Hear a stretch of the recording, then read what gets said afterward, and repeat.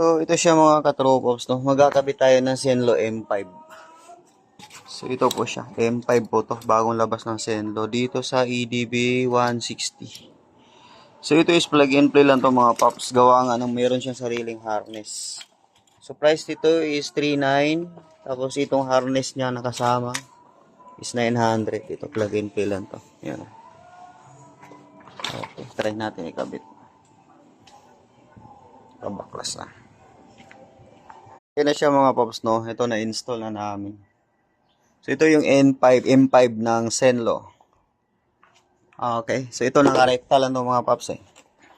So, yun yung ilaw niya pag yan, low. High. Tapos passing. Tapos pag busina to, sasabay din to kasi wala pang switch yung busina. Rekta lang kasi to. Kasi di pa namin pwedeng putulan na yung wire. Ay, putulan. Itap mismo sa wire ng harness ng mismong motor. Gawa nga ng warranty pa to. Yun kasi yung baka ma-void na. Okay, okay na yan. Laki na mga paps. Grabe.